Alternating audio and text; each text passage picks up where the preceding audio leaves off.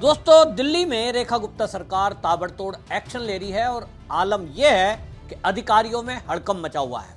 रेखा गुप्ता खुद सड़क पर उतरकर डेली कहीं ना कहीं की विजिट करती हैं और अधिकारियों को एक जगह तो उन्होंने साफ साफ कह दिया कि यहां तुम मेरे साथ घूमने के लिए नहीं आए हो, लोगों की समस्या सुनो और उसको मौके पर ही निस्तारण करो। ठीक इसी तरह का आदेश थोड़े दिन पहले प्रवेश वर्मा ने दिया था। पीडब्ल्यूडी मंत्री हैं प्रवेश वर्मा, और जिस तरह से उन्होंने लताड़ लगाई थी, उन्होंने अधिकारियों को चेतावनी दी थी कि तुम्हारी मोटी चमड़ी हो गई है, जरा पसीना निकाला करो। मतलब साफ है कि जो रेखा गुप्ता सरकार है उसके सभी मंत्री और सभी विधायक, उन सबको हिदायत दे दी गई है कि सड़कों पर उतरें, घरों में बैठने के बजाय लोगों के बीच जाएं, उनकी समस्याओं का समाधान करें और जो अधिकारी उनकी बात ना सुने उसकी बात ऊपर तक पहुंचाएं, उसका इलाज अमित शाह कर देंगे। अब ये जो हो रहा है, जिस तरह की अब जो व्यवस्था परिवर्तन किया जा रहा है, इसके कारण कुछ अधिकारियों को दिक्कत है। पहली सरकारों में ये अधिकारी मौज करते थे, मलाई काटते थे, जाना करना कुछ है नहीं, केवल फ्री की रेवड़ियां बांटकर केजरीवाल सत्ता में थे और तुम भी खाओ और हम भी खाओ की नीति चल रही थी, तो अधिकारियों की मौज थी। आज वो अधिकारियों को अपनी आदत को बदलना पड़ रहा है, क्योंकि रेखा गुप्ता है तो काम करना पड़ेगा। रेखा गुप्ता के मंत्रिमंडल में जो मंत्री रखे गए हैं वो एक एक मंत्री छांट छांट के रखे गए हैं, और इसीलिए आप देखिए हर मंत्री एक्शन मोड में दिखाई देता है। जिस तरह से हमने आशीष सूद को देखा, उन्होंने पहले ही बिजली विभाग के अधिकारियों को दूसरे ही दिन बुला करके सारे आदेश दे दिए थे कि आने वाले समय में गर्मियां आ रही हैं, तैयारी करिए। जल बोर्ड को भी कह दिया गया है कि पानी की पुरानी जो लाइन है, जहां कचरा आता है, पानी में गंदगी आती है, उन पानी की लाइन को बदला जाए। रेखा गुप्ता खुद विभाग को देख रही हैं और जिस तरह से उन्होंने आदेश दिए हैं उसके चलते आपको बता दूं कि लोगों को शुरू में लग रहा था अधिकारियों को कहीं सेट हो जाएगा मामला। मैं व्यक्तिगत रूप से बता रहा हूं कि कई विभागों के बड़े बड़े लोग यानी अधिकारी वो मंत्रियों से कहीं ना कहीं जुगाड़ ढूंढने में लगे हैं। आशीष सूद के बारे में पता चला कि बिजली विभाग के कुछ अधिकारी उस व्यवस्था को सोचने में लगे हैं कि कोई ना कोई बात हो जाए। इसी तरह रेखा गुप्ता को बहुत सारे लोग ये टच में हैं कि भाई कोई जो है सेटिंग की बात चल जाए और हमें काम ना करना पड़े, लेकिन अधिकारियों को कोई भी मंत्री हो या विधायक कोई मौका नहीं दे रहा है, क्योंकि सबको एक बात पता है कि केंद्र में मोदी बैठे हैं और केंद्र में अमित शाह है। हर व्यक्ति पर उनकी नज़र है, हर व्यक्ति पर, यहाँ तक कि एक एक विधायक का कारनामा पता है। तो कोई विधायक अगर ये सोच रहा है उत्तर प्रदेश में, चाहे कहीं साउथ के कोने में या कहीं वो किसी भी भाग में बैठा हो और सोच रहा है कि मैं कुछ करूंगा तो अमित शाह को नहीं पता चलेगा, उनका सिस्टम ही इस तरह का है, संगठन इस तरह का है कि एक एक बात अमित शाह तक कैसे पहुंचती है, जेपी नड्डा तक कैसे पहुंचती है, मोदी तक कैसे पहुंचती है, वो एक पूरी चेन है। और इसलिए अलर्ट मोड पर सब लोग हैं। और रेखा गुप्ता को जिस तरह से चुना गया है, उनके पास एक लंबा अनुभव महिलाओं के बीच में काम करने का और संगठन का काम करने का है, तो उनको भी ये पता है कि काम लोगों से लेना कैसे है। ये अधिकारी जो दिल्ली के अधिकारी हैं, इनको इस तरह से काम करने की आदत नहीं है, न सुनने की आदत है। तो मैं जो सूत्रों के हवाले से मुझे पता लगता है कि अधिकारी आपस में बात करते हैं कि भाई हमने तो सोचा था केजरीवाल ही आ जाएंगे, जैसी मौज मस्ती चल रही थी वो चलती रहेगी, लेकिन अब तो काम नहीं बनेगा।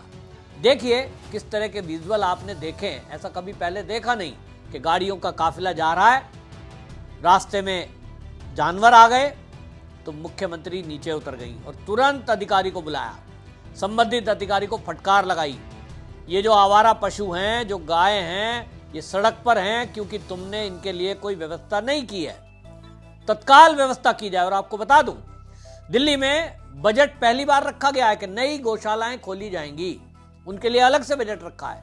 जो गौशाला पहले से चल रही हैं उनकी 4 साल की ग्रांट रुकी हुई थी, वो ग्रांट देने का फैसला कर दिया है। यानी अब दिल्ली की सड़कों पर जो आवारा पशु के रूप में आपको ज्यादातर तो गायें घूमती दिखाई देती हैं, अब उनकी व्यवस्था करने के लिए अधिकारी को आदेश दिया गया है।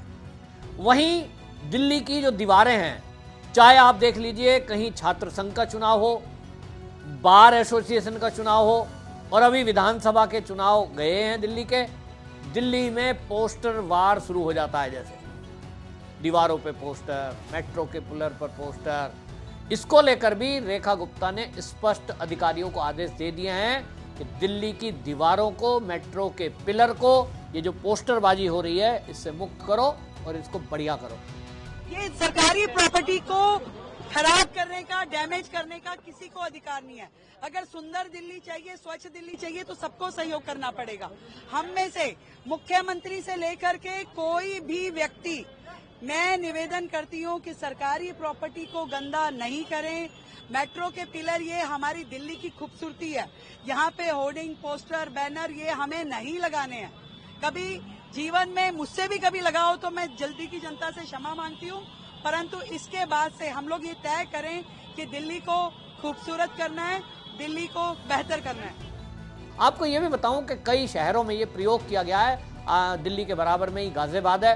अगर आप गाजियाबाद में जाएंगे तो मेट्रो के जो पिलर हैं गाजियाबाद में, आप अगर साहिबाबाद से ही शुरू हो जाएं तो देखेंगे हर पिलर पर आकृतियां बनाई गई हैं, बढ़िया सा पेंट किया गया है और उस पर फुलवारी बनाई गई है, कहीं कोई कलाकृति बनाई गई है, बहुत सुंदर बना दिया गया है। यहाँ तक कि पुलों के नीचे का जो स्पेस होता है उसमें भी डिजाइन बनाए गए हैं। और ये एक नया एक्सपीरियंस उत्तर प्रदेश में योगी आदित्यनाथ के चलते हुआ था, वो सफल रहा है, क्योंकि जब पेंटिंग है, कोई डिजाइन बना हुआ है, कलर हुआ है, तो कोई पोस्टर उस पर लगाएगा तो पोस्टर जिसने लगाया उससे जुर्माना वसूला जाता है और यह आदेश पारित करा जाता है। तो रेखा गुप्ता जी को भी मैं कहूंगा कि वो पोस्टर दीवारों से हटाने की बात कर रही हैं, पिलर को अच्छा करने की बात कर रही हैं, वो इसके लिए कुछ इस तरह के लोग हैं जो एनजीओ हैं या सरकार की तरफ से ही कोई टेंडर छोड़ सकते हैं कि वो दीवारों को पेंटिंग की जाए और जो सरकारी दीवार हैं उसको वॉल पेंट अच्छे से कर दिया जाए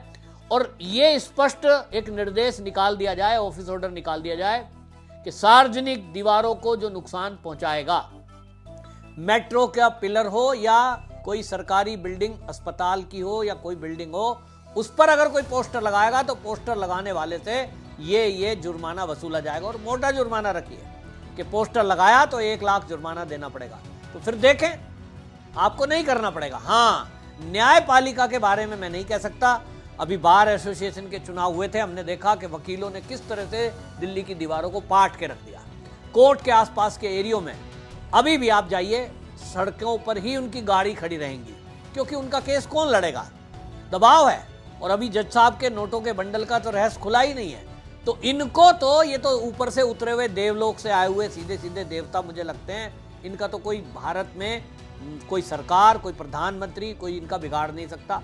ये तो मनमर्जी के मालिक हैं, कानून तोड़ेंगे, क्योंकि कानून बनाना और बिगाड़ना यही जानते हैं। बाकी किसी आम आदमी को आप इसके लिए बाउंड करें तो निश्चित रूप से कुछ दीवार के हालात बदलेंगे, ऐसा मुझे दिखाई देता है। इसी तरह आपको बता दें कि दिल्ली में अब आपने देखा होगा सड़कों का निर्माण पहले ही दिन से शुरू हुआ। पानी की व्यवस्था, बिजली की व्यवस्था के अलावा मोदी के साथ मिलकर के जिस तरह से दिल्ली की सरकार सीएम गुप्ता चला रही है, मतलब आप सोचिए कि 1 लाख करोड़ रुपए का पहली बार बजट रखा गया है और ये बजट अब दिल्ली में जब एग्जीक्यूट होगा तो दिल्ली का आपको तस्वीर और नज़ारा बदला हुआ नज़र आना है निश्चित रूप से।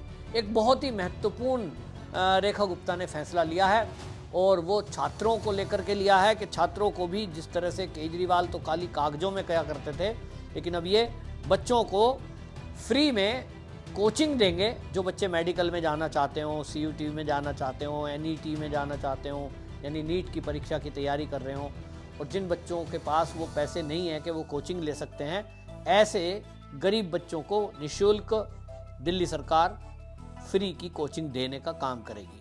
उसके लिए अगले कुछ दिन में समझौता हो जाएगा किन्हीं ऐसे इंस्टीट्यूटों से और ये कहाँ होगा, लगभग 1,63,000 ऐसे गरीब बच्चे परिवार के, उनको ये फ्री की कोचिंग उपलब्ध करानी है।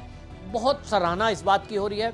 प्राइवेट स्कूलों को लेकर के ऑर्डर दिया गया है कि प्राइवेट स्कूल में जो अभी तक मनमर्जी चलती थी कि जो भी फीस जैसा चाहो वैसा कर लो, आम आदमी पार्टी के नेता रेखा गुप्ता के बारे में झूठ फैलाते घूमते हैं कि देखो जी प्राइवेट स्कूल तो अपनी मनमर्जी कर रहे हैं, लेकिन इसका इलाज सरकार ने खोज लिया है और अब ये कुछ भी करते रहें, प्रचार भी किया जा रहा है ठीक से उसका, लेकिन अब दिल्ली में इस तरह के फैसले लिए जा रहे हैं। तो अभी देखिए जैसे EWS कार्ड वालों के बच्चों का एडमिशन होना स्कूलों में, उसको लेकर भी सख्त आदेश हैं और उसका अभी सख्ती के आदेश में ये कह दिया गया है कि जो स्कूल इसको एग्जीक्यूट नहीं करेगा, हम इसकी चेकिंग करेंगे। पहली सरकार की तरह सेटिंग नहीं चलेगी। रेखा गुप्ता की सरकार में एक बात तो बिल्कुल साफ है, वो दिखाई दे रही है कि विभाग कोई भी हो, यहां कमीशन खोरी और सेटिंग नहीं चलेगी, काम तो करना ही पड़ेगा। यह अधिकारियों को स्पष्ट आदेश दे दिया है। रेखा गुप्ता खुद उस बैकग्राउंड से आई हैं कि वहां रिश्वतखोरी के लिए, भ्रष्टाचार के लिए कोई जगह नहीं है। तो दिल्ली में जो मंत्री बनाए हैं वो बहुत ही, एक तरह से कहूंगा, नवरत्न है बीजेपी के, और उनको इसीलिए चुना गया है। एक एक मंत्री, एक एक कार्यकर्ता, उनको पुराना अनुभव है और इसीलिए अधिकारियों में हड़कंप है कि भाई यहाँ तो दाल गल नहीं रही है, काम तो करना ही पड़ेगा। और भीषण गर्मी में जब मुख्यमंत्री खुद सड़कों पर हो तो अधिकारी कैसे एसी में बैठे रह सकते हैं। यही सीधा सीधा मैसेज रेखा गुप्ता मंत्रिमंडल के मंत्रियों का है कि जब भाई हम सड़कों पे हैं, हम पब्लिक के बीच रोज जा रहे हैं, तो अधिकारी क्यों कमरे में बैठेंगे? अधिकारी एसी में बैठेगा, एसी गाड़ी में चलेगा, लाखों रुपए महीने का खर्च होता है। अगर दिल्ली में, और दिल्ली नहीं पूरे देश की बात मैं कर रहा हूं, ये जो आईएएस अधिकारी हैं, जो आईपीएस अधिकारी हैं, मोटी मोटी तनख्वाह और सारी सुविधा जो लेते हैं आपके और हमारे टैक्स के पैसे से, यदि ये सब के सब तय करें, ये ऑफिस वर्क होता है, ठीक है, सिग्नेचर आपको करने हैं फाइलों पे, आपको ऑफिस में भी व्यवस्था देखनी है, लेकिन निश्चित रूप से अगर ऐसा हो कि 4 घंटे कम से कम लंच के पहले ये सड़कों पे होंगे, लंच के बाद सड़कों पर उतरेंगे, कोई एक टाइम रख लीजिए, 3-4 घंटे हर अधिकारी को अपने ऑफिस से निकलकर फील्ड में जाना कंपलसरी करिए और अपनी रिपोर्ट दें। आजकल तो इलेक्ट्रॉनिक जमाना है, सेल्फी खींचें, हम गए थे जी फला जगह, ये रही हमारी फोटो, इनका लाइव आप लें लोकेशन, तो फिर तस्वीर देश की बदलेगी। लेकिन होता यह है कि नेता भी अभी जब सत्ता में आए हैं, नई नई सरकार है, नई नई बातें हैं, अक्सर ये हो जाता है कि मंत्री को ऐसा उलझा के रखते हैं ये अधिकारी कि वो फाइलों के ढेर से ऊपर नहीं निकल पाता और बस कमरे में बैठ के उसे ब्रीफिंग देते रहेंगे और कई बार झूठ बताते रहेंगे और बरगलाते रहेंगे। अधिकारी मंत्रियों को चलाने लगता है। दिल्ली में ऐसा नहीं होगा, ऐसी उम्मीद है। और दिल्ली क्योंकि बहुत बड़े दायरे में भी नहीं है, गाड़ी उठाओ 1-2 घंटे में दिल्ली के एक कोने से दूसरे कोने जा सकते हैं। तो दिल्ली की तस्वीर बदलने के लिए नेता तो कृत संकल्प हैं, लेकिन अधिकारियों को भी टाइट करना पड़ेगा। और ये जो मानसिकता है ना आईपीएस और आईएएस की कि हमारा तो ज़्यादा ज़्यादा ट्रांसफर ही करोगे, सारी सुविधा हमें जहाँ भेजोगे वहाँ मिलनी ही है। और दिल्ली वालों का तो दानिश का और मामला है कि साहब दिल्ली में तो आईपीएस अधिकारी अगर पुलिस का विभाग का है, उसका ट्रांसफर दिल्ली से बाहर कहाँ करोगे? यूपी वाला फिर भी 4 बार सोचता है। तो ये भी नियम का परिवर्तन करना पड़ेगा। और मैं तो रेखा गुप्ता जी को कहता हूं कि आप दिल्ली एनसीआर जो एरिया है, पूर्ण राजधानी जो एनसीआर है, इसको पूर्ण राज्य की तरफ विचार करें ताकि एनसीआर का पूरा क्षेत्र दिल्ली में मिलाया जा सके। अधिकारियों में भी कल को खौफ होगा कि तुम्हारा ट्रांसफर बुलंदशहर हो सकता है, तुम्हारा ट्रांसफर जो है मेरठ हो सकता है।